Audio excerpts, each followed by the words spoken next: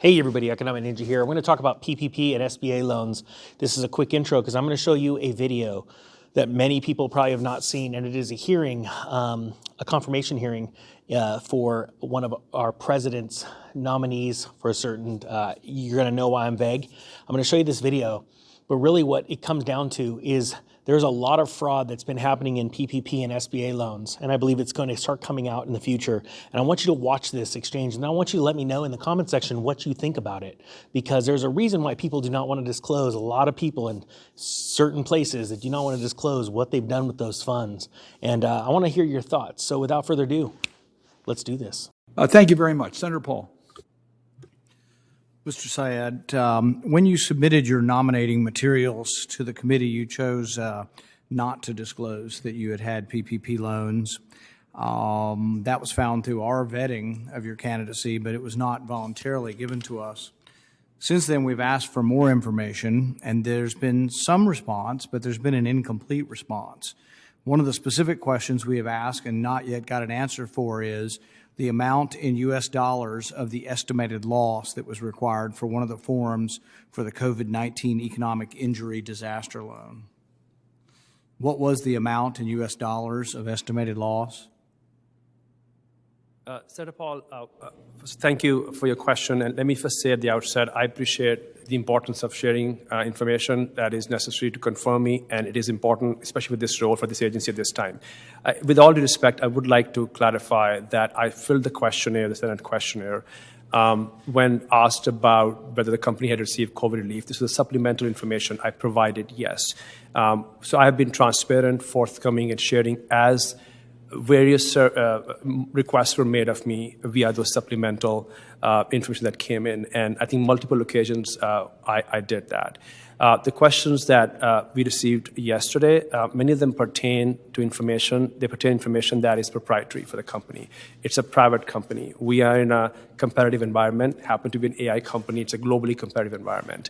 And we have to protect the company, even as I commit to you that when it comes to myself, I will continue to work with this committee to be transparent and forthcoming. So let the record show that you won't answer the question, then. You will not tell us the amount that you put on the application that you signed your name to for your company on how much U.S. dollars were estimated you were going to lose. The problem with that is you just say, oh, believe me, oh, yes, we were eligible, but that's self-policing. Give us the information so we can trust you. I'm willing to vote for you, but not if you stonewall us and say we're not going to give you the information. I mean, we deserve to know that because you're going to be in charge of these. You got $14 million. In the midst of this, the other question that really still boggles my mind is it is forbidden to be involved with expansion when you get these loans. And yet within 3 weeks of you getting your loan, we have you tweeting out about new hiring in Guadalajara and welcoming the expansion of your tech team in Guadalajara.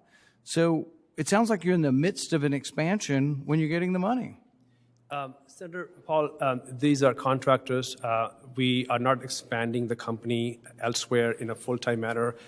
All the systems we did for PPP and IDLE was used exclusively in the United States. It preserved jobs, 24 jobs. The company would not exist today, would not be in a place where it was able to raise financing and be able to innovate as we speak. So 11 days after you got the money, you tweeted out your words, "We welcome the newest member of our tech team in Guadalajara."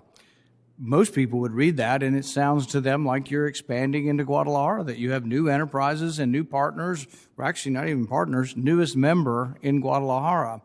So the thing is, you're not going to tell us what you put down as far as your economic loss. You were in the middle of an expansion, but you're saying it was a contractor, not an expansion. What was your generating revenue? How much revenue did you generate, did Lumiata generate in 2020?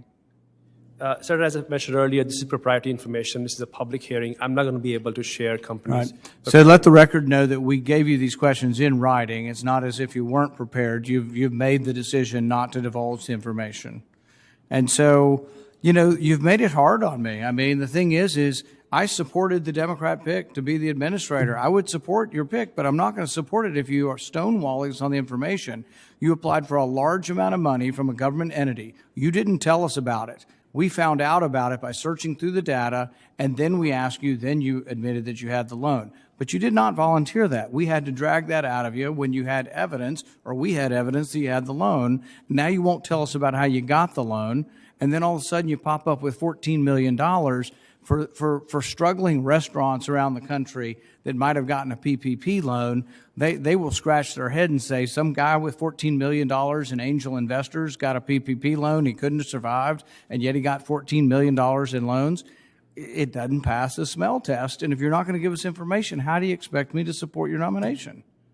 Senator Paul, let me just reiterate this. I've been forthcoming with this information. I shared these loans at the very start of my vetting process with the SBA, with the Office of Government Ethics. That's part of the agreement.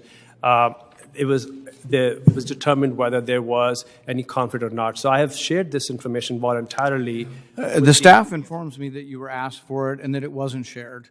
I'm sorry, could you repeat the The question? staff informs me that you were asked for the information and then you revealed it, but you did not share it voluntarily. You gave it when you were asked for it. So the thing is, and that's beside the point. We now know you've had the PP loan, you paid it back. This hearing could be easy, and we could be saying exactly what Senator Cardin says, that you should be congratulated for paying it back and for being an upstanding citizen. But not if you say, well, we're not going to put down how much our estimated loss. There's nothing proprietary about what your estimated loss was to the government, unless maybe there's something fishy about the number that you don't want to divulge. Nothing in that estimate, because your company's completely transformed now. You got $14 million, so people have already believed and bought into you. They're not going to change their decision based on your application for PPP. You paid it back. You've got good things you can say about yourself, but you're hiding some number. And when you hide it, that isn't transparency. That's the opposite of transparency. It makes us doubt you. Senator, with all due respect, my understanding is that the EIDL application for COVID relief did not include at the time your projected loss.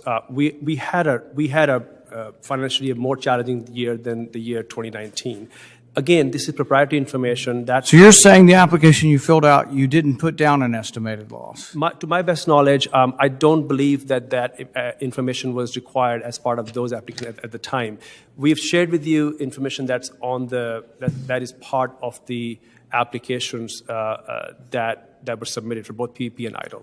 We'd like to provide for the record the rules for the application at the time when his application was made, to show that the estimated loss was a requirement at the time, and we will be submitting that for the record. And so this is a point of fact, and we should figure this out. If you're right and I'm wrong, that's fine, and you didn't have to provide it. But there still is the question why you're unwilling to sort of divulge anything about this. And I don't think any of it's proprietary. I think it appears to us as if you're hiding something about the loan. So the more transparent you are, the more we believe in the things you're saying. But when you tell us you're not going to divulge things because of proprietary reasons, it frankly makes us suspicious.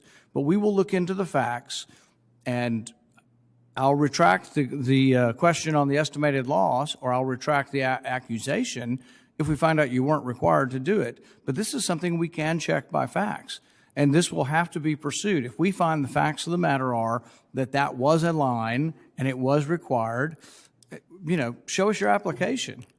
We're happy to show you the application in private where it doesn't have to be read out in front of the public. I told Senator Cardin on the way over here, I'd prefer not to say the company's name, Lumiata. I'd prefer not to say that we have doubts about your application. But you would, if that's why you need to give us information and not try to hide things from us. Thank you, Senator. And I have shared information about the application through multiple requests. I absolutely, appreciate the fact that we have to be transparent, forthcoming, and I have been through multiple requests. Again, both of these COVID loans, I declared them with the SBA team when my vetting process started. Right. This was but your first response to me was, you weren't going to give me the estimated loss, and then your backup response 2 minutes later is, we don't think we were required to. You could have said that from the beginning. You could have said, we weren't required to put estimated loss. That almost sounds like that's an evolving answer, because you first told me I can't give you the estimated loss, and then you tell me it's not on the form and wasn't required. So, we're left with a lot of questions, and we're going to have to research this further. And I'm not saying absolutely I won't vote for you, but the thing is our side will be very, very concerned with a $1 trillion program with someone who used it to a significant degree and is unwilling to give us the information on how you got the loan.